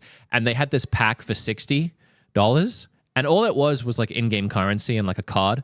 And I kept looking at it like, man, I'd love to have that card. And I kept like umming and ahhing about spending the 60. And then it was just like yesterday, I think, or the day before, I saw the Wukong game, that new Wukong game. And I'm like, that's $60. And I was like, why am I umming and ahhing about buying this one card and some in-game currency for the same price of this full new game that I could have? So I decided to treat myself, and I bought the game, and I was like, I am never going to spend money on Marvel Snap again. I'm like, I'm done. I've already put too much money in it. Microtransactions are getting out of control. And you're right. I don't want to spend more money on a game than I do on clothes. Yep. I'm going to use you as my example of something that I shouldn't do. So thank you for that. Don't be me. Learn from me. Be better than me. Sorry, I went on a tangent there. I'm very sick. Have I mentioned that? All right, SpongeBob Patrick's getting a whole game. Not SpongeBob, no. Patrick's getting a whole game. Do we like this? I don't know if I pay money for it. I don't know. It's hard to get excited for a SpongeBob game because I feel like we keep getting duped because of how good Battle for Bikini Bottom was once. We even bought the remaster that wasn't even that much better than the original. But so many SpongeBob games suck. I feel like most of them suck. Yeah, I didn't play that one, so I've just had the experience of every SpongeBob game as meh. And that's it. Do you really spend more on microtransactions than real clothes? Like, really? I don't buy that many clothes. So, yeah. How much are you spending? How much are you spending on the microtransactions? More than clothes. I know, you said that. Look, Palia outfits sometimes get me. I thought we were talking Disney. Palia? Is that worse? I mean, like, at least that game's free. Oh, you know what? That's what we were talking about. Why does that doesn't change anything, it being free. Sorry, to leave you alone on that point. I saw a TikTok. I think I was going to bring it up in this episode, but what Hold happened? on, my PC's dying. Don't leave me. Remind me later. Okay, we're back. Don't leave me. My whole screen went blank. I was going to bring it up just then, but I can't be bothered finding it. There was a guy that worked on old StarCraft or Blizzard, something in Blizzard, right? He made a TikTok recently about how he and his team worked overtime for 2 years to create this StarCraft paid DLC, right? This like big paid DLC or something. And it's something that everybody really loves and has good memories of from back in the day. It made less money than a horse skin did in like the original like WoW or Blizzard or some other Blizzard game. So internally, the company looked at that with 2 years of investment in a whole team making a whole expansion as opposed to one skin for a horse making way more money. That is why, and you buying more people like me. in-game clothes than real clothes. That's why microtransactions run rampant today and why every business model for every company making video games is to make free games with microtransactions because you can make whole year cycle of paid overtime games in one cosmetic, which is insane. It's insane. And I look at things like Marvel Snap and I look at that one card that I wanted for $60. And I'm like, I almost convinced myself. You still think of it, though. I almost convinced myself it was worth it because I was like, think of the people I could beat if I bought this card. I almost and now convinced. You lose at games. No, I have a really good deck actually already. That's why I didn't need it. The cosmetics make even less sense because they do nothing. They do nothing. You can buy cosmetic cards in that game too. You can buy variant cards that are just different art of the same card you already have. And it will be like $10. I am self-aware that I'm the problem, but I cannot be stopped. I've done it. I've done it. I wouldn't buy more clothes in a game than in real life. You know, I'd make sure that I'm dressed and fed, but maybe it's a sign that I need more in real life clothes. Maybe it's a sign you need help. That too. I was just playing with you. Boxing, Street Fighter, Memories of Alchemist. Oh, this is an Alteria game? Actually, let me take a look at this. But not Ryza. Let me take a look at this. I never got around to playing Ryza like I wanted. Alteria Ryza 3 was a very Breath of the Wild looking RPG style game that looked really interesting and I really wanted to play it and just never found the time. This is more of that, it looks like, honestly. Alteria Eeowna. Looks like you have a lot of, similar Breath of the Wild style world and adventure, but in an RPG where you can even decorate your own house. This is another one of those that I can't believe will look like this on the Switch.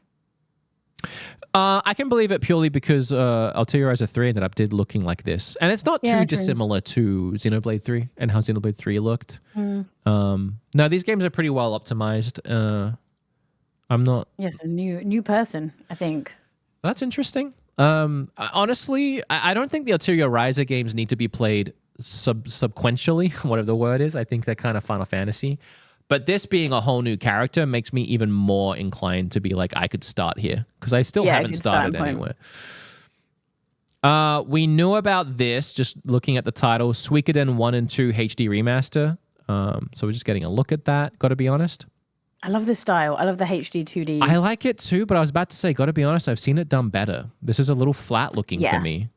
It's almost a little underwhelming for me. When you compare it to Dragon Quest? Yeah, which is literally coming next, and look at that. That is pretty gorgeous. It is in stunning. Comparison. Yeah.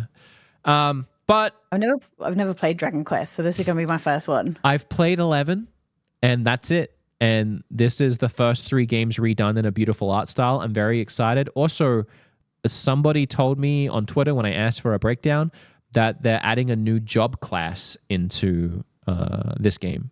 Do you know what that is? The monster one. Oh, I don't know. What the I can't remember what it's called. Monster Wrangler. That's the one. Yeah, I just saw it there in the drop-down menu. For those that don't know, in RPGs like this, you can obviously pick a different class. They'll give you different abilities and probably different outfits. And you can level up in a class, I think, and then you can switch classes and level up in that class. And sometimes you can like mix abilities that way. And they added a whole new class for this game that is like 30 years old. So I actually really like that. I prefer that when companies do these remasters that are just a straight remaster. I like when they add in extra content. It's what Nintendo did with Funky Kong, which isn't a good example, but with like Wind Waker and stuff on Wii U, they like changed things and added some things.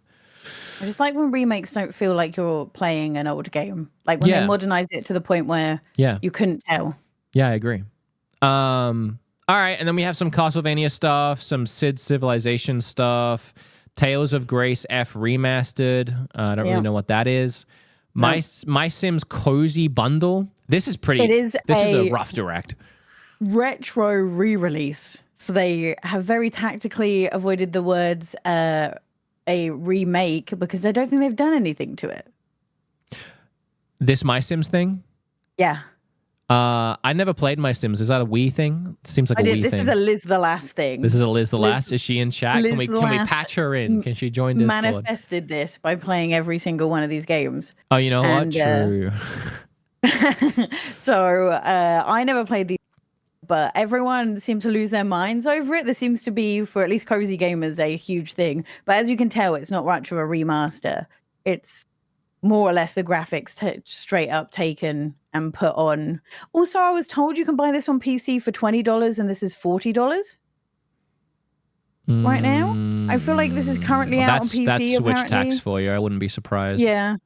But apparently it doesn't run great on PC, so people are hoping that they've fixed it for Switch. So I mean, it looks cute. I don't know if I'm interested, but it looks cute. Cozy, got your name in it.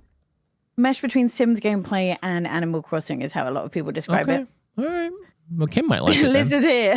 Liz! Yeah, they didn't make any graphical updates as far as I can see. It looks pretty close to how it looked on PC back its original Wii title. Yeah, I called that. Thank you, Liz. Also, someone corrected me. Suikoden is not a 2D HD remake like Dragon Quest 3. It's the remasters of the original PlayStation 1 classic, which makes sense why it doesn't look as polished. And thank you for correcting me on that. If I get anything wrong, I apologize. I'm watching it for the first time without audio, so I can't hear a lot of what they're probably explaining, but I appreciate everybody in chat helping me. And then the comments for yelling at me later.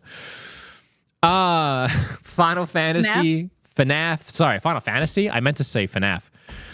2 Fs. Five Nights at Freddy's. My Sims 2 FNAF. What a way to go. Yeah, I don't like Five Nights at Freddy's. Again, someone on Twitter said this one's actually good. I honestly don't care. I'm sorry. It's not. I am. Not much either. Can I tell you a secret? Okay. It's actually the reason why I don't like Five Nights at Freddy's. Like in a nutshell. And I hope it's not too controversial to say, but here I go. I'm 33 years old.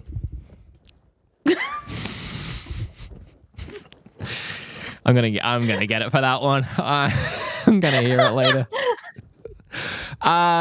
Disney Epic Mickey. I am, even though I'm 33, I am looking forward to that. That's actually. I played this at Gamescom. At least the version I played on PC is looking better than I actually thought it was gonna be. The puzzles look cool. Yeah, no, it was a classic Wii game. I'm looking forward to playing it again. And then this is another cozy sim game. Best or worst game of the year. There is no in between. Yeah. It will either be great or everyone will be disappointed. And I can't wait to see which one. Liz and I also talked about this when she was in. Still hate how they look. Very ugly. But definitely interested in giving it a shot. It wouldn't be a direct without Just Dance. You know what's funny?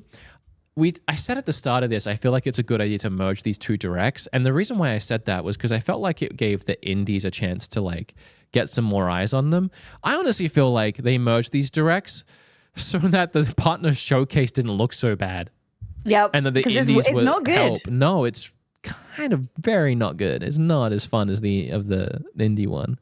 A football thing. We already knew about this. Or yeah, this is a lot of things we already knew about. And they still say holiday. Sizzle. Same for they didn't give us any new information. No release date, just holiday. I almost wonder, because like it's not even any new gameplay by the looks of it. So I almost wonder if they put it in here for padding and to just because it's like a cool big like IP and it just kind of makes the partner direct feel better, even though we've already seen it. It doesn't make me. A big chunk here. This is hype. A big chunk here for Rune Factory, Guardians of Azuma. Is this a new game or is this a remake or a remaster? New game. This is a completely, they call it a reimagining. They are taking and modernizing Rune Factory. As you can see, I don't think Rune Factory had full cutscenes in this manner. They've gone almost Xenoblade-esque with cutscenes now, which is looking pretty hype. This is another spring 2025 release, though. Oh, really? Which has got everyone questioning. But yeah, this just you can dance instead of as a new attack style, which is cool. You can rebuild towns by placing buildings, so it's just more of everything. But the story looks really detailed. That's the part I'm most excited for. I'm interested to know if it's going to be Harvestella style, where you don't really feel like the farming did much and everyone kind of feels like it was tacked on in the end. But yeah, it's going to be interesting. I think they needed to modernize the franchise. I personally feel, as someone who doesn't have nostalgia to Rune Factory and tried to get into it. Mm-hmm. I have struggled a lot with the most recent. 5 was a bit rough to try and get into. So I'm looking forward to this one. Can I give a hot take? Okay. I think this is cooler and a bigger deal than what people are making it out to be. I think so too. This is probably the best thing out of the partner showcase. We kind of knew about it from one of their directs, like Marvelous do their own thing. So we've been aware of it. I think it looks good. I think this, and I know what the last thing is because I got it spoiled on Twitter. But this and that, I think, are both pretty. If anything, this is technically better because it's a new game, where the other one is just like a cool game coming to the Switch. This is a whole new thing. And I agree. I think Rune Factory needed to do a little bit of a shake up. And I'm interested. I saw a lot of people that were saying like, oh, another RPG farming game. I didn't know what one they were talking about. But if it was this, I mean, it's a good one at least. I just don't feel like there's not a lot of RPG farming sims which has done both elements well. Yeah, I know. I tried to play that Harvest Stellar and it wasn't really meshing for me. You have to get like 15 hours in for the story and the gameplay to actually get good. And let's be realistic. What grown adult has 15 hours before a game gets good? I barely have one. Because I liked it in the end, but I fully admit that you shouldn't tell someone that they need to get 15 hours into a game for it to be, you know, at its best. Yeah, I was told 30 was Xenoblade 2. They're not wrong. Yeah. Dragonheart in chat with $2 being too harsh on the second half. Good stuff shown. No, we're not saying that there's not good stuff shown. I'm just saying we're saying the Indie Direct was way better. The Indie Direct was just more fun and more exciting. At least more for me. Yeah, more for me too. Dragonheart also said earlier, Final Fantasy 16 not that bad, not perfect, but still very good. So that was also a $2 super chat. So they're just donating to tell us they disagree, which I appreciate. And I enjoyed Final Fantasy 16. I finished it. Just could have been about 10 hours shorter. All right, let's skip to the last thing. I've never played Yakuza. I'm blowing my nose. Talk about it, please. I've never played Yakuza. All I know about Yakuza is there was like that meme cozy thing they put out. They put out a trailer that memed on being a cozy game about like a DLC that was in one of the Yakuzas, and that is all I know about Yakuzas. I know a lot of people about that. Seem surprised that this would run on the Switch, but I don't know. This seems like switchable. It's switchable. Yeah. When did this one come out specifically? Could you Google it for me? People are saying PS3. Well then, yeah. Why wouldn't it be able to run if it's PlayStation 3? The Switch can usually handle PlayStation 3 games. So let me tell you about Yakuza. Now, I don't know about Kiwami because I don't think I've played this one, but I'm pretty sure this is one of the traditional ones. These games are really fun. Have you ever played Persona? Yes, Persona 5 and 3 are some of my favorite games. So it kind of reminds me of Persona in a way. But obviously you play as a character in the Yakuza. The stories are always really good and really gripping. But the way it reminds me of Persona is you essentially are just set loose in a sandbox of Tokyo or Japan. And around the missions and everything, you're able to go into like pachinko gaming stores and like play games and arcade games and like spend time playing baseball or bowling, or, you know, they have all of these side things you can interact with around Tokyo. And it really, if you do that stuff, it feels like a bit of slice of life. Like whenever I go to Japan and I'm legitimately walking around the streets of Tokyo, I can't help but feel like, man, I can't wait to get home and play Yakuza. Like, like it's something about it. It's so good. It's so just relaxing almost. But then around that, you have like beat 'em up style hack and slash, but with fists gameplay where you beat up other members of the Yakuza. You can use like all the items around you, like chairs and like whatever you find to beat people up. And it's just, they're really great games. Recently, there's been a weird split where there's a new series of Yakuza games where they're like a turn-based RPG. That's really interesting. It started with Like a Dragon, and the joke was Yakuza Like a Dragon Quest. It's like a Dragon Quest game. The main character, it's very self-referential humor, and the main character was obsessed with Dragon Quest. So I love that. Every time they get into battles, it goes into like how he sees the battles, and he sees himself as a Dragon Quest character. So yeah, that's very cool. Really cool. This one, that one's a traditional Yakuza where it's like a beat 'em up, but still very good. And in October. Yeah, I'm excited to play through that on the Switch. People might laugh at me a little for calling Yakuza a slice of life game, but for some reason that's how I enjoy it, and I really like Yakuza games a lot. And then that was the partner direct. Like overall, as a 40 minutes, I do not feel bad about it. I mean, the indie direct gave us a lot. The partner direct gave us a little, but the little that it gave us was pretty good. I mean, Yakuza, Rune Factory. It's also weird how like the indie direct, everything seemed to be happening like now or October, and then Yeah. everything in the partner showcase is October or 2025. Yeah. No, I agree. So I think my highlights here were Star Overdrive, Yakuza, Rune Factory, Yeah, Alteria Rune Factory looks good. Yumia, maybe. And that might be it. Riser. No, not Riser. Atelier. Yumia. Yumia, yeah. That might be it for me. And I got to be honest, I could have had those given to me as a tweet, but yeah. The indies, some of them you had to watch to understand because they're all so new and so wild. Yeah, no, I agree. I think the indie just gave way more variety and a lot of fun available now type things.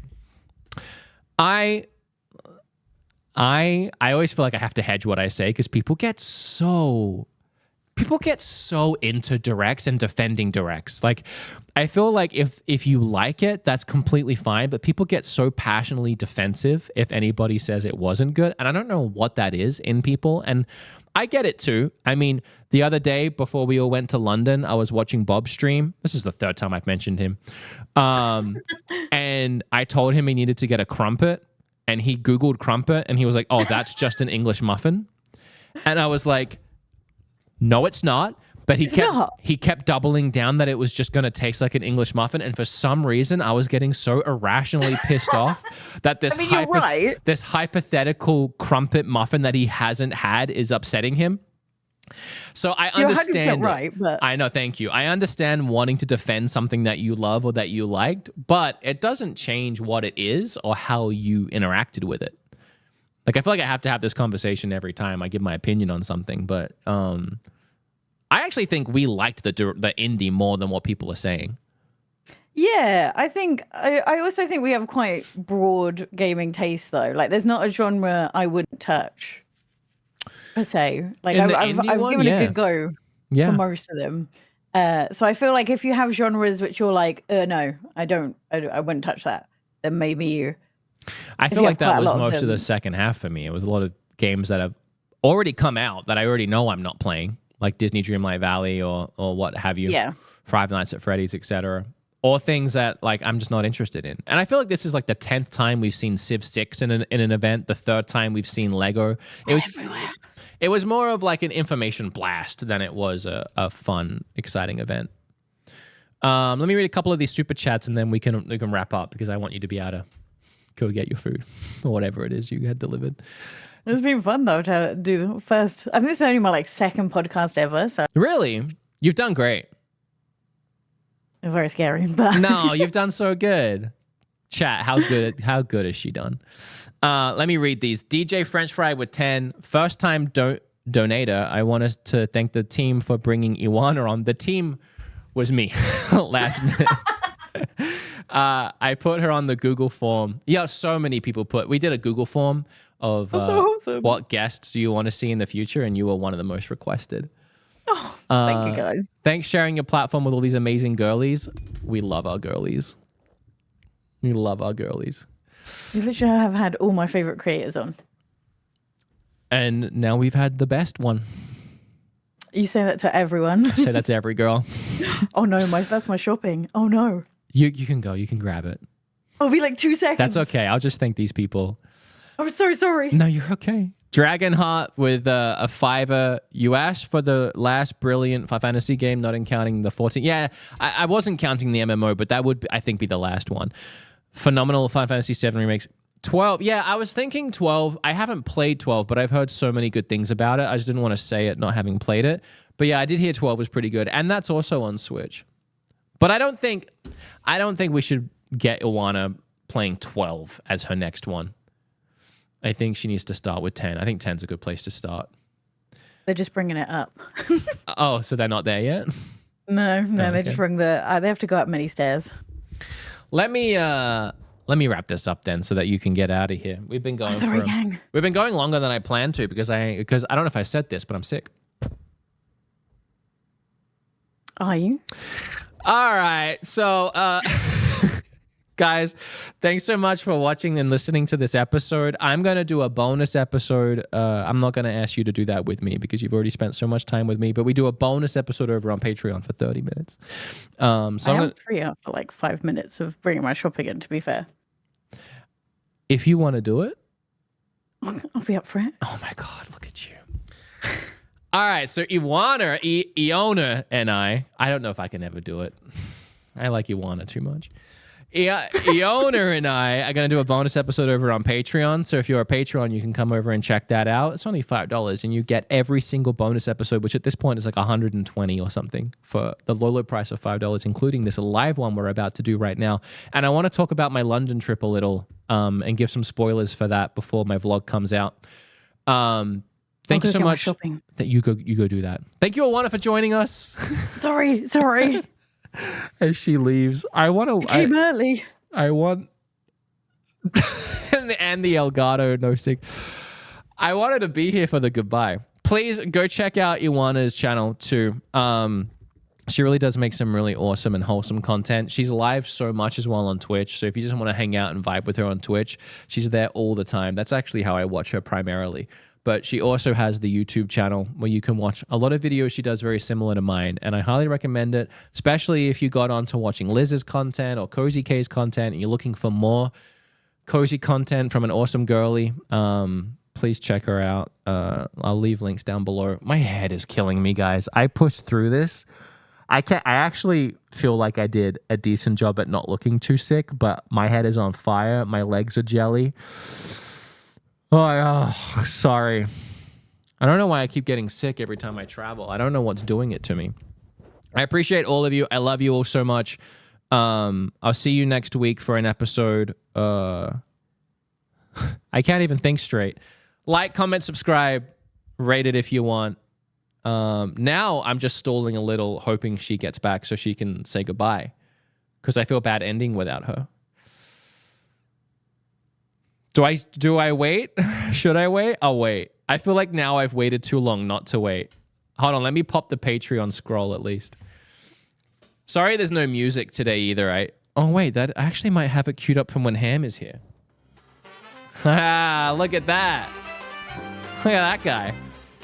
Thanks so much, everybody. I appreciate you all. I'll read some comments while I wait for her. Wood still picking his nose? No, I'm not. Dang, I'm not a Patreon. Dude, it's only a $5, and it does help support the show so much in these trying times. Try that chicken soup. So Kim and I ordered, just like Eeowna's waiting for food, our food should be here in an hour. We ordered soup and broccoli and cheddar. We actually ordered broccoli and cheddar soup and a big loaf of bread so that we can make bread bowls. And I also got chicken noodle soup. And after this, I'm just lying down. Also, in the bonus episode, I want to talk about Black Myth Wukong, which I'll quickly say right now. I've been playing. I was playing it all yesterday, and I really like it. I actually like it more than I thought I would. I finished the first chapter. I'm on chapter 2, and that's really good. We have so many things. The crew, Max and E and Ham, have all been sharing so many things in the Discord to talk about today, and I didn't get to any of it, so we can take a look at those too in the bonus. Oh my God, finally. I waited for you.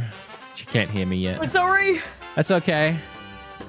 I waited just so you could say goodbye. Oh, thank you. Goodbye. Thank you so much, everybody. And thank you, Eeowna, for doing this last minute. It really means a lot. And I think people really enjoyed having you. I'm sorry for my shopping came early. No, you did. It's fine. It's fine. Thank you so much. Okay, bye, everybody.